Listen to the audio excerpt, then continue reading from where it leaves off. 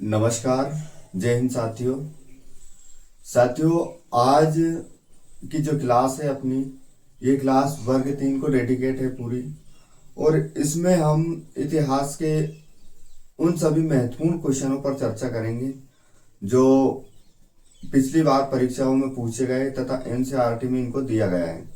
साथियों, ये महामैराथन होने वाली है जिसमें हम प्राचीन इतिहास को एक ही क्लास में समेटने का प्रयास करेंगे, जिसमें पूरे हर एक उस प्रश्न पर हम चर्चा करेंगे जो कि आपकी परीक्षा के लिए अति महत्वपूर्ण होने वाला है, अति महत्वपूर्ण सिद्ध होगा। और ये भी हम जानने का प्रयास करेंगे उस क्लास के थ्रू कि अगली बार अब जब क्वेश्चन पूछेगी परीक्षा तो उस पेपर में आपके सब्जेक्ट से किस प्रकार से क्वेश्चन दूसरा डिजाइन वो करेंगे। तो हम आज की ये क्लास शुरू करते हैं। आप सभी अपने जो इन प्रश्नों के उत्तर कमेंट के माध्यम से दे सकते हैं, और अगर किसी प्रकार की और कोई सुझाव की आवश्यकता लगी तो आप भी कमेंट के माध्यम से सुझाव दे सकते हैं। तो हम शुरू करते हैं आज के अपने पहले प्रश्न से।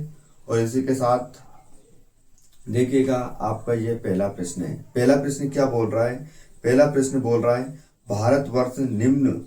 भारतवर्ष नाम किस प्राचीन वंश के नाम पर पड़ा है? प्रश्न का सीधी सिंपल भाषा क्या है कि हमारा देश भारत का नाम जो पड़ा है भारतवर्ष, वो किस प्राचीन राजवंश के नाम पर पड़ा है? तो अब इसके ऑप्शन क्या है? आर्य वंश के नाम पे पड़ा है, सूर्य वंश के नाम पे पड़ा है, दशरथ वंश के नाम पे पड़ा है, या भरत वंश के नाम पे पड़ा है? बताइए किसके नाम पे पड़ा है?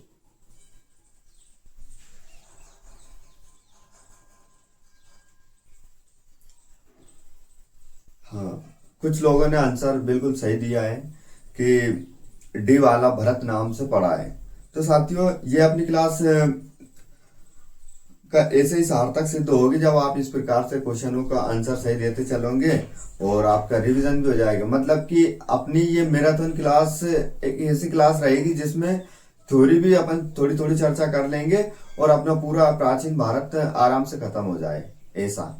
तो बहुत अच्छा रहा, आपने आंसर दिया। नेक्स्ट क्वेश्चन देखो। नेक्स्ट क्वेश्चन क्या है? नेक्स्ट क्वेश्चन है भारतवर्ष नाम नहीं, नेक्स्ट क्वेश्चन है इंडिका नाम किस भाषा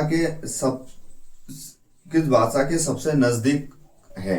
यानी कि जो इंडिका नाम दिया या इंडिया नाम दिया है, वो इंडिया नाम किस भाषा के सबसे नजदीक माना जाता है? भारत का एक नाम इंडिया भी है, यानी कि हम भारत को इंडिया भी बोलते हैं।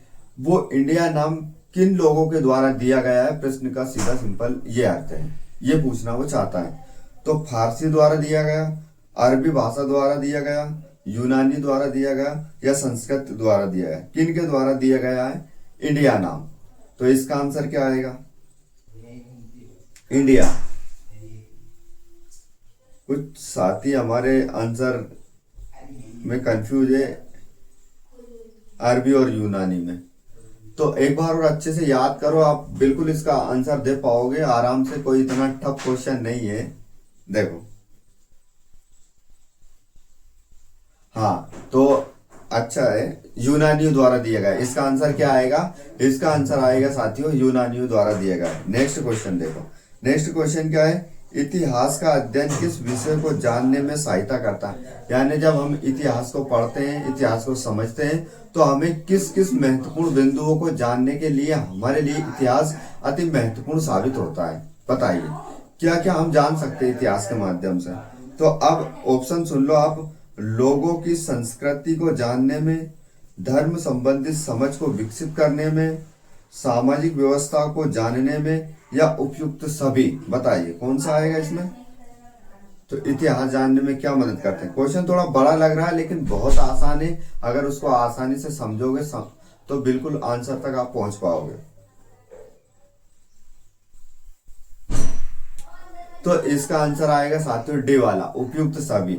यानी कि लोगों की संस्कृति को जानने में भी हमारी मदद करता है, धर्म संबंधित विकास में भी हम विकसित करने में भी, धर्म के बारे में जानने समझने में भी हमारा मार्गदर्शन करता है, सामाजिक व्यवस्था को समझने में भी हमारी मदद करता है इतिहास। जब हम सिंधु घाटी सभ्यता पढ़ते हैं, इंडस वैली सिविलाइजेशन को पढ़ते हैं, तो हम वहां पर देखते हैं कि लोग किस प्रकार से व्यापार करते थे, लोगों की संस्कृति कैसी थी, लोगों का पहनावा कैसा था, रहन सहन कैसा था, क्या खाते पीते थे, आयात निर्यात के लिए कौन सी वस्तुओं का आयात निर्यात करते थे, वो अगर धर्म के रूप में पूजा पाठ करते थे तो कौन से देवी देवताओं की पूजा करते थे। इस प्रकार की चीजें हमें वहां पर देखने को मिलती है। तो ये हमारे लिए एकदम करेक्ट सही होगा, उपयुक्त सभी।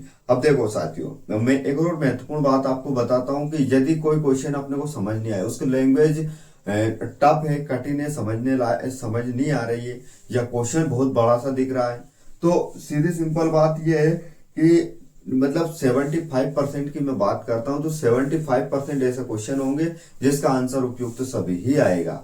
यानी कि अगर ऐसा क्वेश्चन आपको दिखता है कि मतलब कुछ समझ नहीं आ रहा, उसमें आंसर दे रखा उपयुक्त सभी, तो आप बिना सोचे समझे, जब आपको प्रश्न का उत्तर याद ना हो तो आप उपयुक्त सभी लगा सकते हो, ठीक है। और अगर हमें प्रश्न का उत्तर याद है तो फिर हम थोड़ा हमारा स्वविवेक से काम करें ताकि हमारा प्रश्न गलत ना हो। समझ में आ गई बात, ठीक है। नेक्स्ट क्वेश्चन सुनो। अब नेक्स्ट क्वेश्चन क्या है, हिस्ट्री ऑफ धर्मशास्त्र का संबंध किस परिक्षेत्रों से है।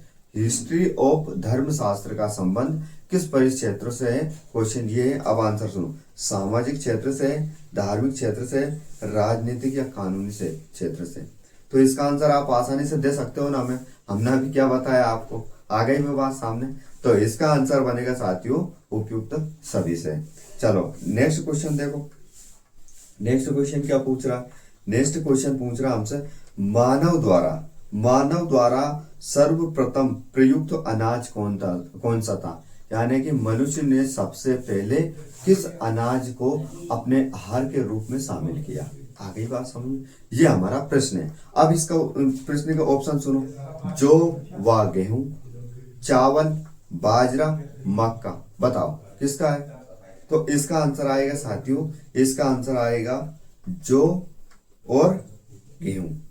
आ गई बात समझ में। जब हम देखो पहले मनुष्य की उत्पत्ति देखते हैं, फिर देखते हैं हम पाषाण काल। पाषाण काल में भी हम 3 तरीके से इसको डिवाइड कर देते हैं, पाषाण काल, पूरा पाषाण काल, मध्य पाषाण काल और नव पाषाण काल। नव पाषाण काल आते आते मनुष्य धीरे धीरे क्या करता है, झुग्गी झोपड़ी बनाकर रहने लगता है, और वो क्या करता है, खेती करना स्टार्ट कर देता है मनुष्य, क्योंकि चाक, पहिए और आग, इन तीनों का आविष्कार हो चुका था उस समय। तो मनुष्य क्या करता है, धीरे धीरे वो क्या करता है, खेती करना सीख जाता है। खेती करता है तो वो सबसे पहले जौ और गेहूं की खेती करता है। तो जौ और गेहूं की उपज करता है और धीरे धीरे उस फसल को अपने खाने पीने में यूज करता है। तो इसलिए याद रखना, सबसे पहले जौ और गेहूं, जिसका मनुष्य ने क्या किया, प्रयोग किया अपने जीवन में, अपनी लाइफ में, ठीक है। नेक्स्ट क्वेश्चन सुनो। नेक्स्ट क्वेश्चन क्या है, निम्नलिखित में से किस राजा ने अपना उल्लेख सिक्कों पर शिव भक्त के रूप में करवाया है। प्रश्न क्या पूछ रहा है, कितना सीधा सिंपल है।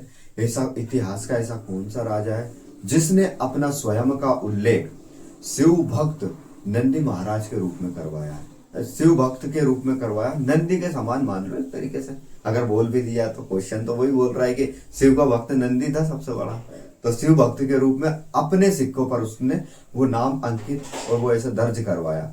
बताओ किसने करवाया, विम कटपिसेस ने करवाया, अशोक ने करवाया, खुजुल कटपिसेस ने करवाया, या हर्ष ने करवाया, किसने करवाया बताइए।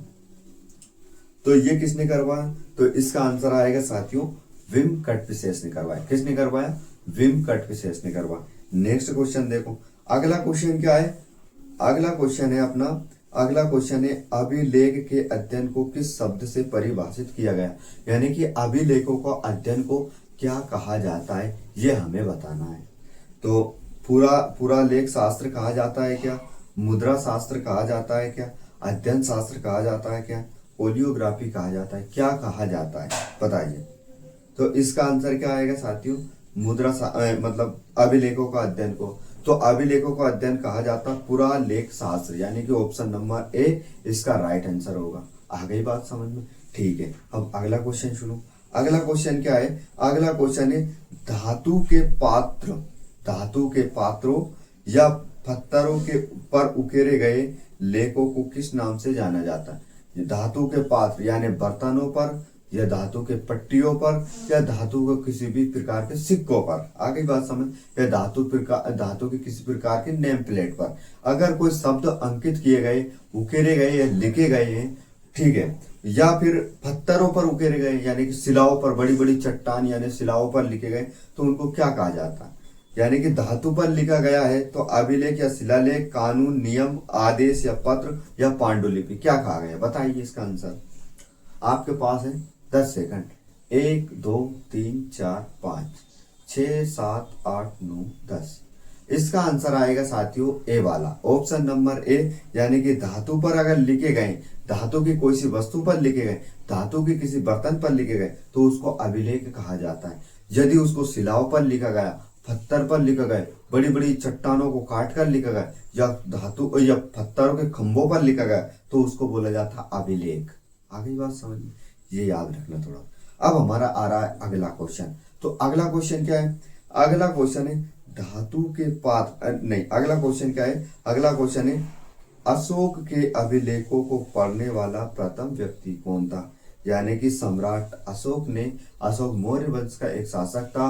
अशोक के दादाजी का नाम चंद्रगुप्त मौर्य था। अशोक के पिता का नाम बिंदुसार था, है ना। और अशोक की माता का नाम सुभद्रांगी था। आगे बात समझ। अशोक ने ही कलिंग का युद्ध लड़ा था, और कलिंग युद्ध लड़ने के बाद में उसका हृदय परिवर्तन हुआ था। तो अब ये बताइए, और हृदय परिवर्तन होने के बाद में अशोक ने बहुत सारे अच्छे अच्छे सामाजिक सुधार के काम किए, जन कल्याण की भावना से काम किए। तो फिर उसने अपना एक मैसेज भी छोड़ा अशोक ने अपने 14 शिलालेखों में। तो उन 14 शिलालेखों में सबसे पहले अगर अशोक के शिलालेखों को पढ़ने का श्रेय किस व्यक्ति को जाता है, ये हमें बता दीजिएगा आप। तो मैं आपको इसके ऑप्शन बोलता हूं, जैसे कि जेम्स मयर, James Prinsep, Romila Thapar, MC Majumdar. कौन था? तो इसका आंसर आएगा साथियों, इसका आंसर आएगा, फिर आपके पास 10 सेकंड का समय है, बताइए कौन था ऐसा व्यक्ति, बताइए।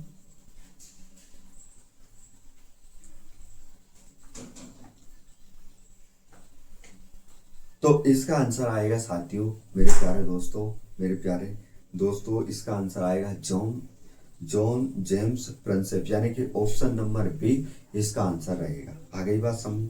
अगला क्वेश्चन शुरू। अगला क्वेश्चन क्या है? अगला क्वेश्चन है निम्नलिखित में से किस अभिलेख का संबंध खारवेल से है? यानी कि निम्नलिखित में से ऐसा कौन सा अभिलेख है जिसका संबंध खारवेल अभिलेख से? तो खारवेल अभिलेख से किस अभिलेख का संबंध है वो हमें बताना है। तो बताइए, प्रयाग प्रशस्ति अभिलेख से, हाथी गुम्फा अभिलेख से, ग्वालियर अभिलेख से, हुल अभिलेख से, किससे? तो इसका आंसर क्या आएगा साथियों? इसका आंसर आएगा साथियों, खारवेल अभिलेख का संबंध हाथी गुम्फा से। आगे बात समझिए। नेक्स्ट क्वेश्चन यानी कि बी वाला इसका आंसर आएगा। अगला प्रश्न क्या है? अगला प्रश्न है हमारा ऐतिहासिक अध्ययन की शाखा, ऐतिहासिक अध्ययन की कितनी शाखाएं पुराणों की विषय वस्तु बनाती है? ऐतिहासिक अध्ययन की कितनी शाखा है ऐसी जो पुरानी के इतिहास के मतलब वो पुराणों की विषय वस्तु बनाती है? 7 है, 4 है, 8 है, 5 है। 7 है, 4 है, 8 है, 5 है, कितनी है बताओ? तो इसका आंसर आएगा साथियों, इसका आंसर आएगा मेरे साथियों डी वाला, इसका आंसर आएगा, इसकी शाखाएं 5 है। कितनी है? 5 शाखाएं। अगला क्वेश्चन सुनो। अगला क्वेश्चन बड़ा इंपॉर्टेंट है और समझने योग्य है। तो कैसे समझने योग्य है? देखो, अगला क्वेश्चन बोल रहा है अपना, निम्न में से पुराणों में बताए गए 4 युगों का सही क्रम बताइए। यानी कि हमें 4 युग बताना है। कौन से युग हमारे हम कब अभी वर्तमान में रह रहे हैं? कलयुग। ये कलयुग अभी चतुर्थ चरण चल रहा है। तो इससे पहले 3 चरण और हो चुके हैं, 3 युग और बीत चुके हैं। तो उनके बारे में हमें एक सही वे बताना है, सही क्रम बताना है। जैसे कृत, पहला ऑप्शन है हमारा कृत, त्रेता, द्वापर, कली। दूसरा ऑप्शन है हमारा कृत, द्वापर, त्रेता, कली। तीसरा ऑप्शन हमारा द्वापर, त्रेता, कृत, कली। द्वापर, त्रेता, कृत, कली। चौथा हमारा ऑप्शन है डी वाला, त्रेता, द्वापर, कृत, कली। बताइए कौन सा हमारा आंसर सही आएगा, बताइए। यहाँ पर कृत का अर्थ सतयुग से लगाया गया है। किससे लगाया गया है? सतयुग से।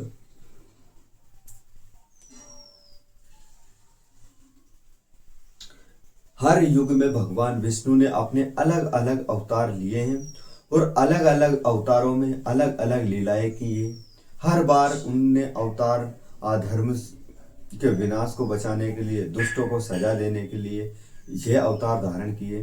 तो आप हमें बताइए कि भगवान विष्णु ने, एक हमने वीडियो भी बनाई थी इसके ऊपर, जब कृष्ण जन्माष्टमी का समय था ना, तो कृष्ण जन्माष्टमी के टाइम पर हमने एक वीडियो बनाई थी जिसमें भगवान विष्णु के उन 9 अवतारों के बारे में चर्चा की थी जो अब तक वो ले चुके।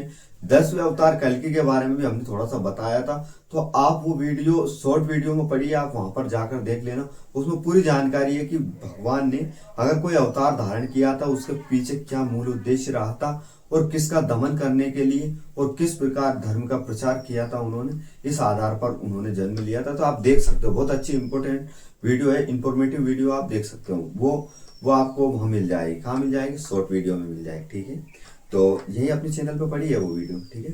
तो बताइए, तो इसका आंसर क्या आएगा? इसका आंसर आएगा साथियों बी वाला, कृत। मतलब बी वाला आएगा जिसमें कृत यानी सतयुग, द्वापर युग, त्रेता युग और कली यानी कलयुग। आगे बात समझ। अब अगला क्वेश्चन देखो।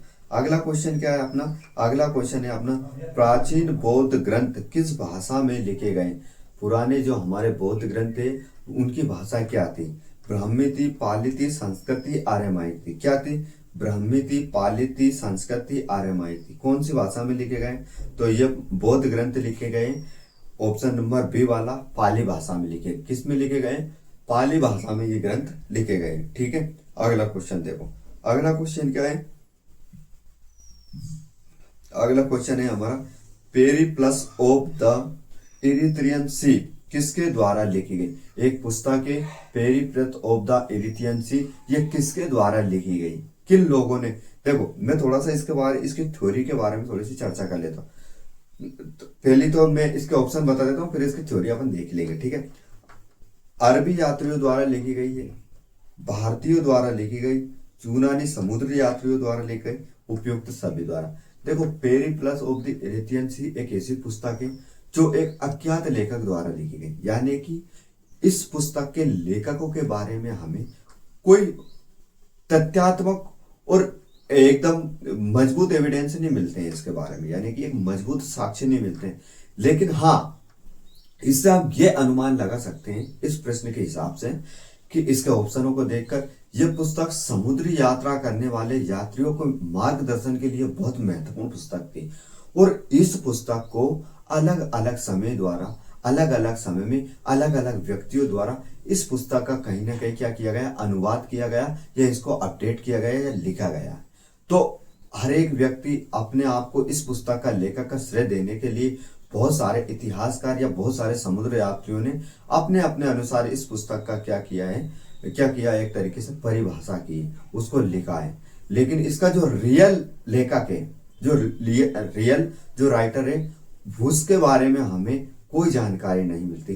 तो हम अगर इस प्रश्न के अगर ऑप्शन पे जाएंगे तो उस ऑप्शन से हम पकड़ लेंगे कि हमारा ऑप्शन नंबर सी इसका सही होगा, करेक्ट होगा, जिसमें यूनानी समुद्र यात्री द्वारा लिखी गई। कोई एक यूनान का समुद्र यात्री था जिसने समुद्र की बहुत सारी यात्राएं की और उन यात्राओं का वर्णन इस पुस्तक में किया गया है।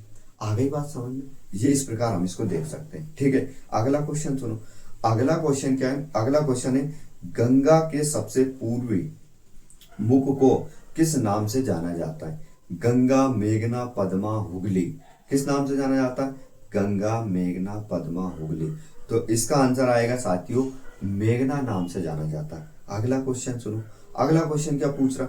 अगला क्वेश्चन पूछ रहा है हमारा, निम्नलिखित नदियों में से किस नदी के द्वारा छत्तीसगढ़ के मैदान का निर्माण होता है? क्वेश्चन सीधा सिंपल है। क्वेश्चन पूछ रहा है कि उस नदी का नाम हमें बताइए जिससे छत्तीसगढ़ के मैदान का निर्माण होता है। आ गई बात समझ? ऑप्शन सुन लो। ऑप्शन सुनो, नर्मदा, सोन, माही, हुगली। नर्मदा, सोन, माही, हुगली। तो इसका आंसर क्या आएगा साथियों? इसका आंसर आएगा माही नदी, यानी कि ऑप्शन नंबर सी इसका आंसर होगा जो छत्तीसगढ़ के मैदान का निर्माण करती है। आ गई बात समझ? नेक्स्ट क्वेश्चन सुनो। नेक्स्ट क्वेश्चन क्या है? हड़प्पा संस्कृति के विकास की जीवन रेखा किस नदी को कहा जाता है?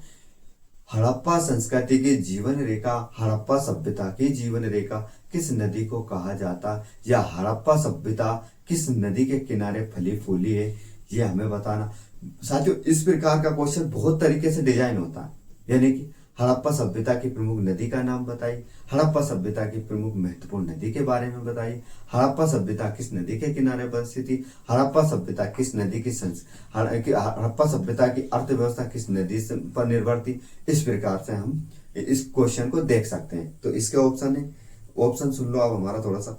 गंगा नदी, सिंधु नदी, जमुना नदी, सरस्वती नदी। गंगा यमुना सिंधु सरस्वती, कौन सी नदी थी बताइए। गंगा है क्या, सिंधु है क्या, जमुना है क्या, सरस्वती है क्या, बताओ। तो अब इसका वो आंसर बताता हूं मैं। इसका आंसर आएगा साथियों सिंधु नदी।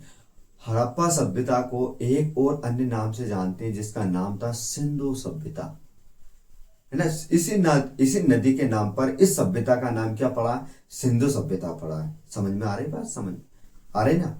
और इसी नदी, अब सिंधु घाटी सभ्यता में एक सबसे पवित्र नदी थी और उस पवित्र नदी का नाम था, ऑप्शन नंबर डी में क्या नाम था, सरस्वती नदी। सरस्वती नदी को ये लोग सबसे पवित्र नदी, मोक्षदायिनी, जीवनदायिनी नदी बोलते थे। और इनकी सबसे मुख्य नदी, सबसे महत्वपूर्ण नदी कौन सी थी इनकी, वो थी सिंधु नदी। आ गई बात समझ, ठीक है। अगला क्वेश्चन सुन लो।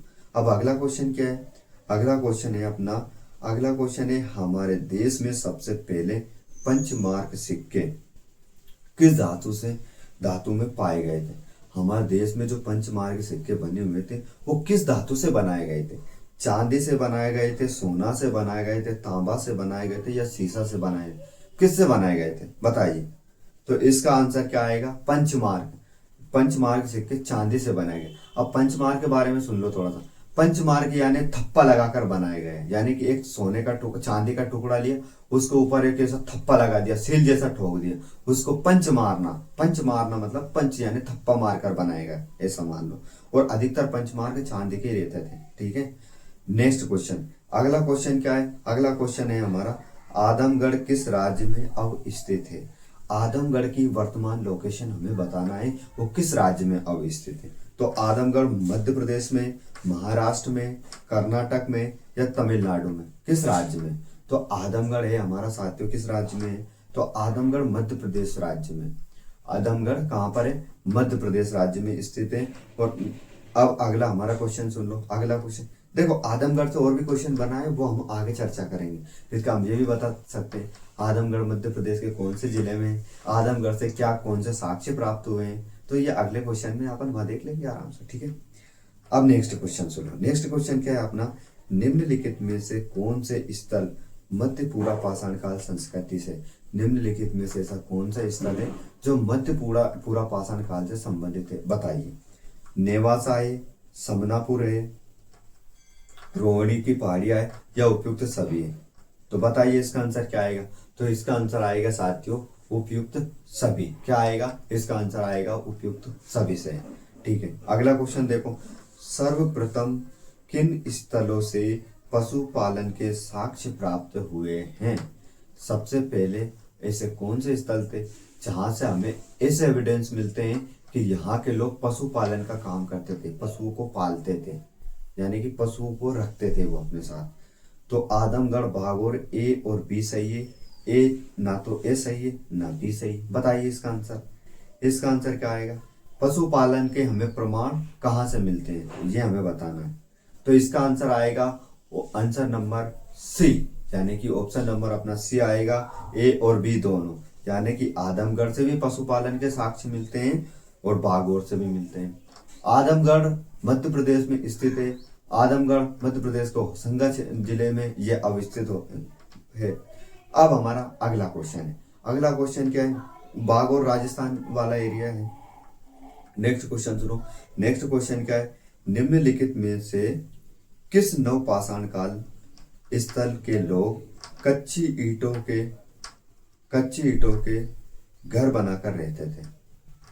कच्ची ईंटों के घर बनाकर रहते थे, ये हमें बताना। बताइए, लंगनाज, मेहरगढ़, बुर्ज हो या बागौर, कहाँ के लोग रहते थे। तो आंसर आएगा अपना कच्ची ईंटों के। देखो थोड़ा सा सुनो, यानी कि हमें उस स्थल का नाम बताना जहाँ के व्यक्ति ईंटों का तो प्रयोग करते थे अपना मकान बनाने के, लेकिन उन ईंटों को पकाते नहीं थे, डायरेक्ट कच्ची ईंटों को मकान में लगा देते थे, वो बताना हमें।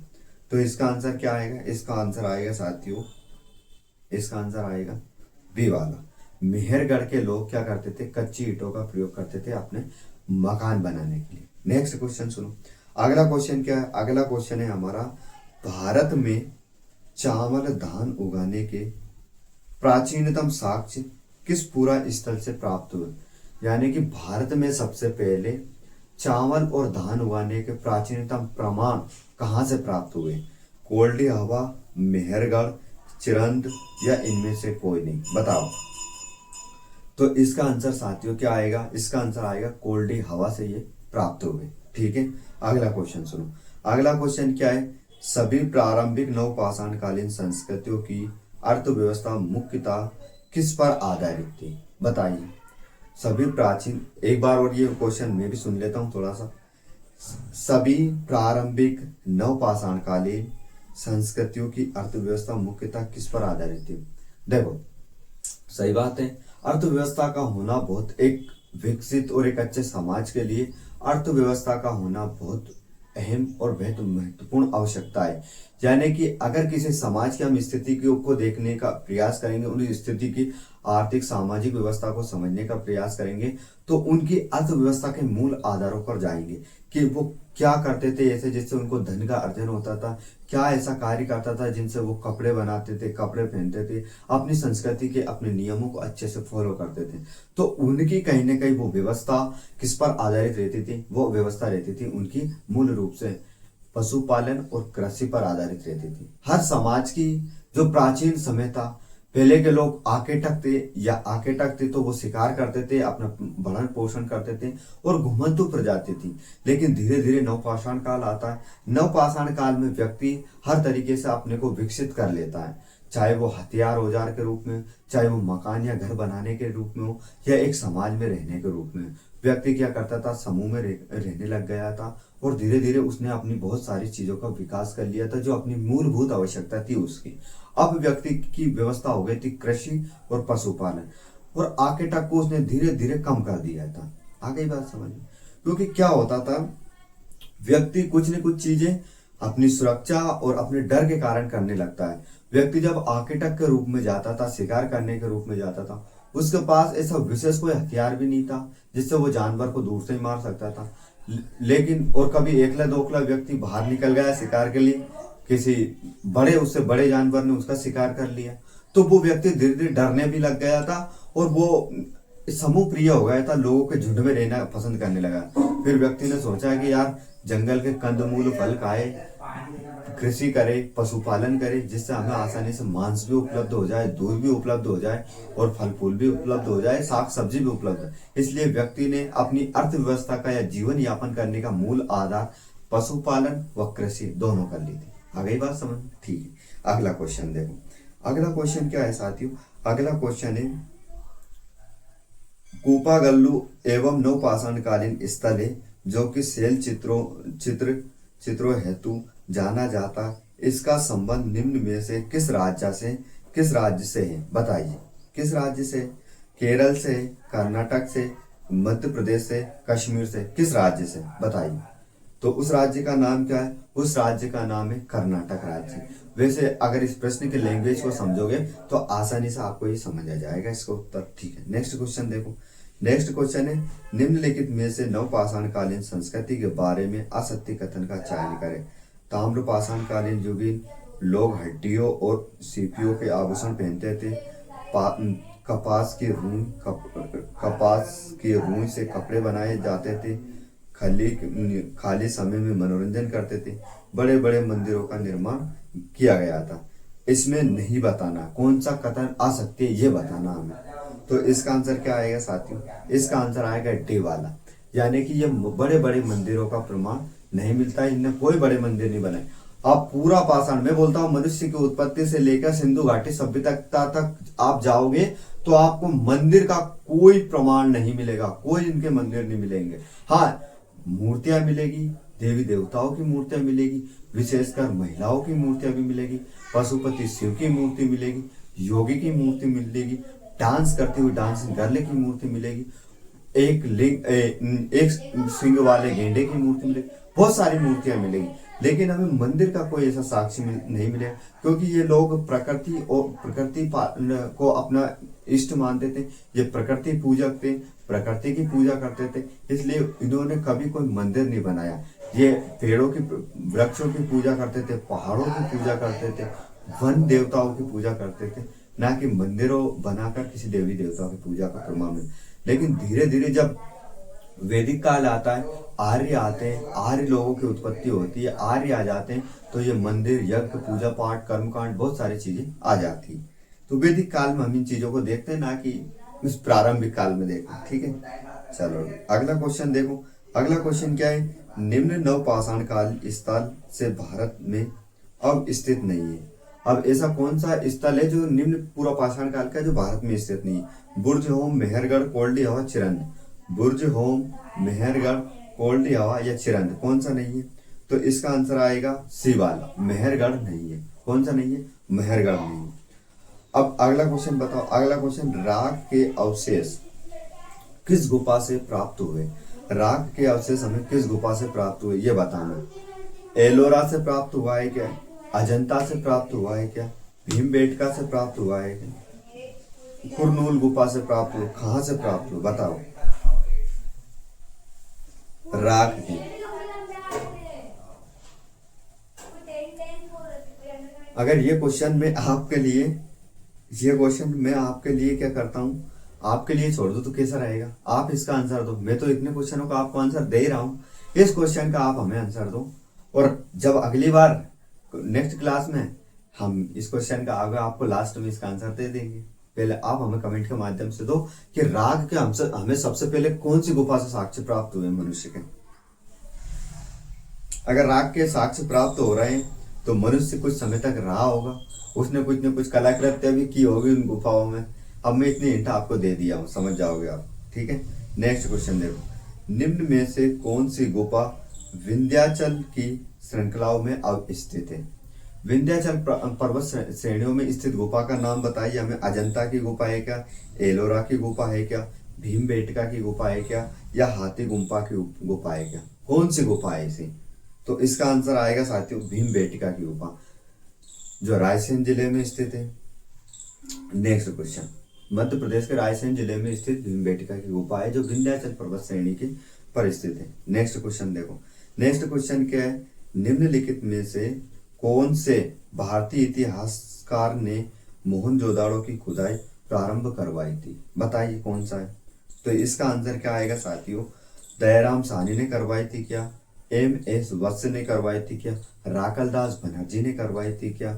बी के थापर ने करवाई थी क्या? किसने करवाई थी बताइए? तो इसका आंसर आएगा इसका आंसर क्या आएगा? किसकी खुदाई की बात हो रही है यहाँ पर? मोहनजोदड़ो की खुदाई की बात हो रही।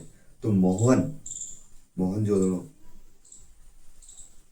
मोहन का कोई दास था, उसने इसकी खुदाई करवाई थी। तो कौन था मोहन का दास? राकलदास थे।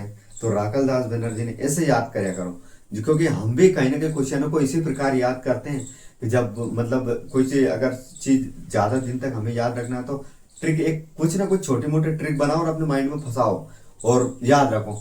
मोहन का कोई दास था जिसने खोज कर दी, तो मोहनजोदड़ो की खोज राकलदास बनर्जी ने।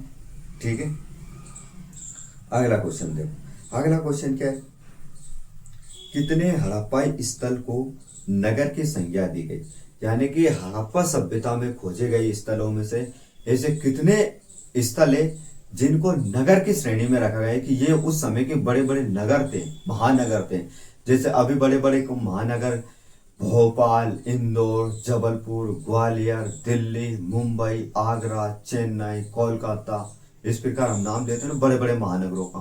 तो अब इधर देखो, तो इधर कौन से थे, कितने थे कुल मिला के ये बताना। 7 थे, 5 थे, 8 थे, 12 थे। 7 थे, 5 थे, 8 थे, 12 थे, कितने थे बताइए?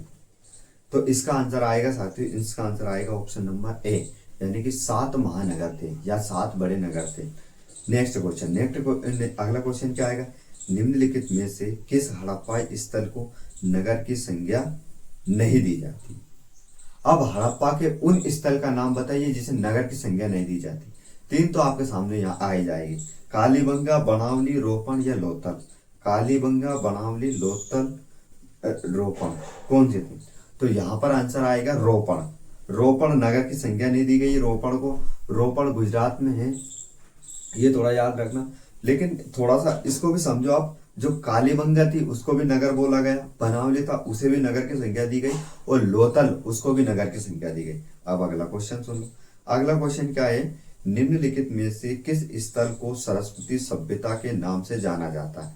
ऐसी कौन सा स्थल है जिसको सरस्वती सभ्यता के नाम से जाना जाता है? उस स्थल का नाम हमें बताना। हड़प्पा था क्या, इक्का था क्या, झुकर जाकर था क्या, मोइस्का था क्या? कौन सा स्थल था ऐसा, बताओ। तो इसका आंसर आएगा साथियों हड़प्पा। हड़प्पा को ही सिंधु घाटी सभ्यता के नाम से जाना जाता है। सरस्वती नदी के किनारे बसा हुआ था, इसलिए इसे सरस्वती सभ्यता के नाम से जाना जाता है। और हड़प्पा सिंधु घाटी सभ्यता का वो स्थल है जिसकी खोज सबसे पहले की गई, तो इसको हड़प्पा नाम दे दिया गया। इस प्रकार हम इसको थोड़ा समझ सकते हैं, ठीक है। अगला क्वेश्चन देखो। अगला क्वेश्चन क्या है, निम्नलिखित में से हड़प्पाई समाज मोटे तौर पर कितने वर्गों में बटा हुआ प्रतीत होता है? 3 वर्गों में होता है, 4 वर्गों में होता है, 5 वर्गों में होता है, या 7 वर्गों में? 3 वर्गों में होता है क्या, 7 वर्गों में होता है क्या, 5 वर्गों में होता है क्या, या 4 वर्गों में? सिंधु घाटी सभ्यता का जो समाज था वो कितने वर्गों में डिवाइड था, ये हमें बताइए कितने वर्गों में डिवाइड था? तो ये डिवाइड था हमारा निम्न में से कितने वर्गों में? 3 वर्गों में, उच्च, निम्न और मध्य। उच्च, निम्न और मध्य, ऐसे 3 वर्गों में बटा हुआ था सिंधु घाटी सभ्यता का समाज। अगला क्वेश्चन क्या है, निम्नलिखित में से किस हड़प्पाई स्थल के मुख्य प्रवेश द्वार पर साइन बोर्ड लगा हुआ था, बताइए। अब वो महत्वपूर्ण क्वेश्चन पर हम चर्चा कर रहे हैं जो ये बताता है कि साइन बोर्ड के साक्ष्य हमें कहाँ से मिले हैं। एक इस प्रकार का क्वेश्चन परीक्षा पूछती है, ठीक है। धोलावीरा से मिला है क्या, मोहनजोदाड़ो से मिला है क्या, राखीगढ़ी से मिला है क्या, या रंगपुर से मिला है? कहां से मिला है बताइए। साइन बोर्ड के साक्ष्य, नेम प्लेट के साक्ष्य, ऐसी बड़ी सी नेम प्लेट है उस पर कुछ अक्षर मंडे हुए, वो अक्षर कहां से, वो इसे कहां से मिला है बताइए। आपने देखा होगा बहुत सारी, जैसे अपन वर्तमान में कुछ नेम प्लेट लगा के रखते हैं अपने दुकान के सामने कि यहाँ पर ये सामग्री मिलती है। कोई गांव आता है तो वहां पर एक नेम प्लेट लगी रहती है कि ये गांव है। इस प्रकार सिंधु घाटी सभ्यता का भी एक स्थल था जहां से हमें नेम प्लेट या साइन बोर्ड के साक्ष्य मिलते हैं, बताइए। तो वो इस स्थान का नाम धोलावीरा है। धोलावीरा वर्तमान गुजरात में ये स्थल पड़ता है जहां से हमें क्या, ये साक्ष्य मिले, कौन से, नेम प्लेट है, ठीक है। अब अगला क्वेश्चन सुन लो। अगला क्वेश्चन क्या है, निम्नलिखित में से हड़प्पाई लिपि का स्वरूप कैसा था? अब क्वेश्चन बोल रहा है कि हड़प्पा सभ्यता के लोग जिस लिपि का प्रयोग करते थे उस लिपि का किस प्रकार की वो लिपि थी? वर्णात्मक लिपि थी, चित्रात्मक लिपि थी, लेखात्मक लिपि थी, या चित्रलेखात्मक लिपि थी, बताइए कौन सी थी? तो इसका आंसर आएगा साथियों चित्रात्मक लिपि थी। और इसका एक नाम और है बाउस्ट्रोफेंडम, इसका एक नाम है गोमूत्राकार लिपि, इसको एक नाम और है इमोजी साइन। यानी कि ऐसे जैसे कि अपन अभी व्हाट्सअप चलाते हैं, और व्हाट्सअप चलाते टाइम अगर हम किसी चीज को हमारा सोना बाबू से दर्शाते हैं तो सोना बाबू को हम अगर गुस्सा आती है तो हमें एक इमोजी भेज देते हैं, तो गुस्सा वाला लाल लाल। फिर अगर हमें उसको प्यार दर्शाना है तो हम हमारी बाबू के पास क्या भेज देते हैं, जैसे दिल वाला इमोजी भेज देते हैं। अगर हम बहुत ज्यादा खुश हैं तो हम एक ऐसा इमोजी भेजते हैं जिसके आसपास दिल मंडे हुए। और हम बहुत ज्यादा खुश होते हैं तो हम और अच्छे दिल वाले 2-3 दिल धक धक धक करता है, उस प्रकार का इमोजी भेज देते हैं। तो इस प्रकार की इमोजी साइन वाली लिपि कहाँ पर थी? वो लिपि सिंधु घाटी सभ्यता में थी, जिसका एक नाम बाउस्ट्रोफेंडम था, या इसको गोमूत्रात्मक लिपि बोलते हैं, या भावचित्रात्मक लिपि बोला जाता है। ये दाएं से बाएं लिखी गई है, इस प्रकार की लिपि का ये लोग प्रयोग करते हैं। तो आप ऐसी लिपि का प्रयोग अपना बाबू सोना से बात करने में बिल्कुल कर सकते हो सकता है। देखो 10 लाख के आसपास का इनाम रखा गया है सिंधु घाटी सभ्यता की लिपि को पढ़ने का। हो सकता है लिपि को भेजते भेजते, ऐसे चित्रों को भेजते भेजते आप पढ़ सकते हो, उस लिपि को जान सकते हो, तो आप 10 लाख के हकदार बन सकते हो। आगे बात समझ में, ठीक है। अगला क्वेश्चन, अगला क्वेश्चन क्या है? अगला क्वेश्चन है, निम्नलिखित हड़प्पा स्थलों में किस स्थल से यज्ञ वेदिकाओं के साक्ष्य प्राप्त नहीं हुए? ऐसा कौन सा स्थल है जहां से हमें यज्ञ वेदिका यानी हवन कुंड के साक्ष्य नहीं मिले हड़प्पा कालीन? तो बताइए, कालीबंगा से नहीं मिले है क्या, लोथल से नहीं मिले है क्या, बनावली से नहीं मिले है क्या, या रोपड़ से नहीं मिले? कहाँ से नहीं मिले बताओ? तो इसका आंसर आएगा साथियों कालीबंगा से। कालीबंगा से हमें यह कोई ऐसा साक्ष्य नहीं मिले जहां से हमें यज्ञ वेदिकाओं के प्रमाण मिलते। बाकी हमें लोथल से मिले, बनावली से मिले, रोपड़ से मिले। एक बार और फिर मैं रिकॉल करवा देता हूं, यहाँ से मंदिरों के साक्ष्य नहीं मिले। यज्ञ वेदिकाओं के साक्ष्य बिल्कुल मिल सकते हैं, लेकिन मंदिरों के साक्ष्य नहीं मिले, क्योंकि ये प्रकृति पूजक थे। ये प्रकृति की पूजा करते थे, पहाड़ों की पूजा करते थे, पशु पक्षियों की पूजा करते थे, वृक्षों की पूजा करते थे सिंधु घाटी सभ्यता के लोग। ठीक है। कालीबंगा, कालीबंगा के बारे में अगर हम बात करते हैं तो कालीबंगा पर में सबसे पहले हमें जुते हुए खेतों के प्राप्त हुए साक्ष्य प्राप्त हुए, यानी कि हार्वेस्टिंग किया हो, यानी कि प्लाव किए हुए खेतों के साक्ष्य मिले। दूसरा, कालीबंगा को काली चूड़ियों के नाम से भी जानते हैं, अगर वहां से हमें काली चूड़ियों के भी साक्ष्य मिले हैं। आगे बात समझ, तो ऐसा थोड़ा सा हम इसको याद रख सकते हैं, एक दो पॉइंट। नेक्स्ट क्वेश्चन, अगले क्वेश्चन क्या है? हड़प्पा सभ्यता में सर्वाधिक महत्वपूर्ण पशु किसे माना जाता है? हड़प्पा सभ्यता का सबसे महत्वपूर्ण और सबसे प्रिय पशु का नाम बताइए। गाय थी, एक सींग वाला जानवर था, कुगड़ वाला सांड था, या हाथी था? कौन था? तो इसका आंसर आएगा साथियों हमारा एक सींग वाला गेंडा। एक सींग वाले जानवर जिसको गेंडा नाम दिया गया है ना, तो वो सिंधु घाटी सभ्यता का सबसे पवित्र पशु माना गया है। अगर आप मोहनजोदाड़ो मूवी देखते हैं तो उस मोहनजोदाड़ो मूवी में वो पशु हमें आराम से दिखाई देता है। वो एकदम सफेद कलर का है, एकदम जैसे चांदी जैसा कलर है, चमकता है वो पशु, और बहुत प्यारा लगता है देखने में। वो एक परिकल्पना है, वो एक AI आर्टिफिशियल वो बनाया गया है, बल्कि वो एक अलग ही पशु है जो हम उसकी मुद्राओं पर अंकित उसको देख सकते हैं। बहुत सारी मुद्राओं पर उसको अंकन किया गया है।